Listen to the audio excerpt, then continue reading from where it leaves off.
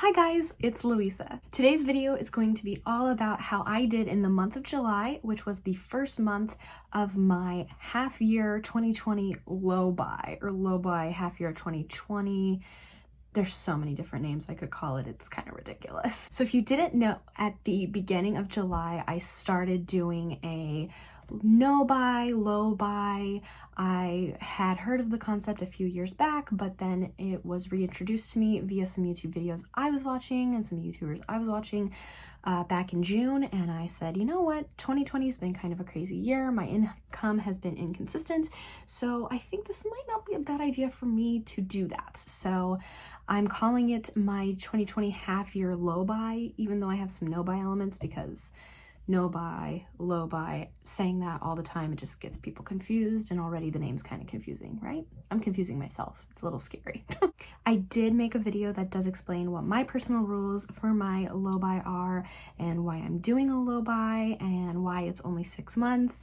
And that is all explained in a video I uploaded at the end of June, and I will link it in the description box below. So if you're interested in knowing exactly what I'm talking about, why I embarked on this, that will be in the description box below. So without any further ado, let's talk about how I did in the month of July with my money and with buying material items. So I'm going to start by talking about my struggles that I had this month, because let's talk about, you know, the not so fun stuff, and then we'll talk about the good stuff near the end, right? Right. I think that's a good strategy. So one of my no buy items was soda. Not buying it in any form or with any meal.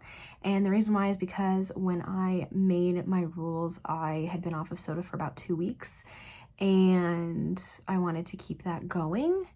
However, I have started drinking soda again, and I'm kind of okay with soda being my vice.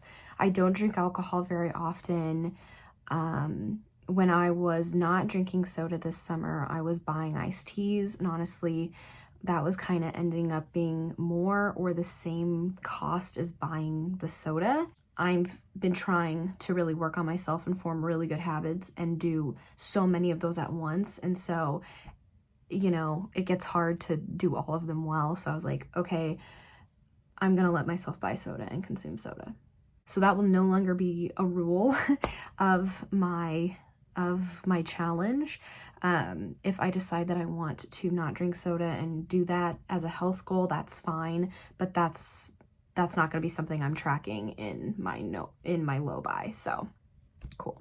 Basically, soda was the only big rule I struggled with. I did pretty good with the rest of the items on my list. I think I really did only purchase fast food once a week, or if I had fast food more than once a week, it was either someone else, like probably my dad, who was saying, okay, like, can you go get lunch for us and bring it back? And he would pay for it.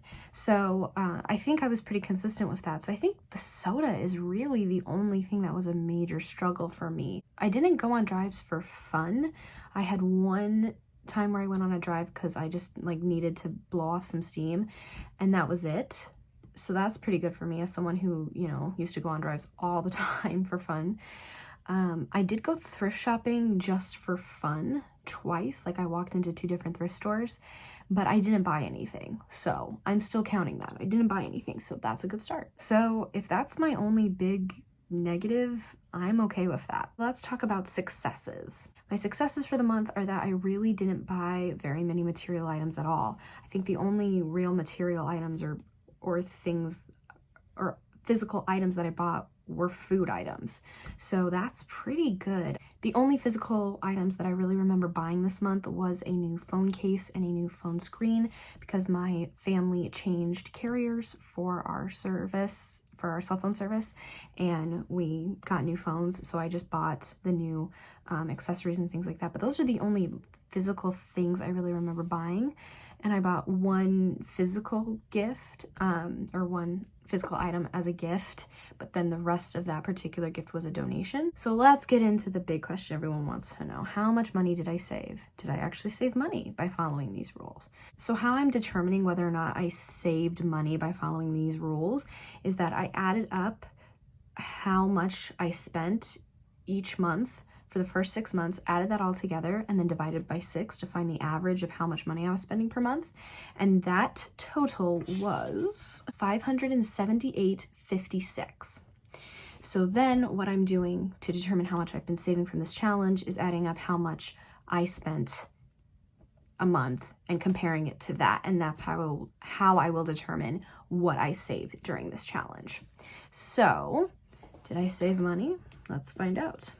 The total that I spent in the month of July was $548.93. So yes, I did save money. I saved $29.63. And that doesn't seem like much, but it is considered saving. I didn't spend as much as I have on average the first 6 months of the year, so I'll take that as a win.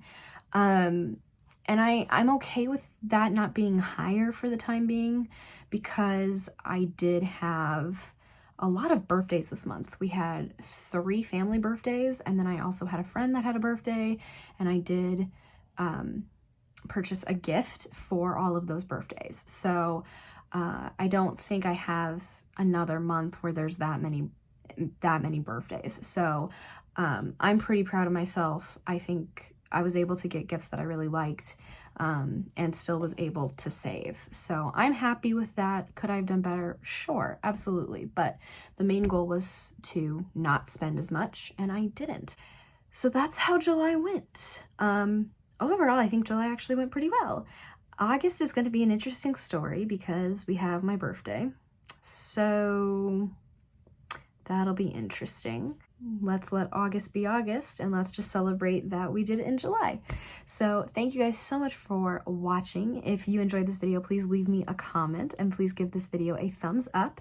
If you want to follow me on social media for more, please feel free. You can follow my 2 Instagram accounts. My YouTube one is @louisa.ruby. My dance Instagram is @louisa_r_holland. And then please follow me on Pinterest @Louisa or Louisa Ruby. And of course, if you want to see more videos from moi, please subscribe. Thank you guys so much for watching, and I'll see you soon with a brand new video. Bye!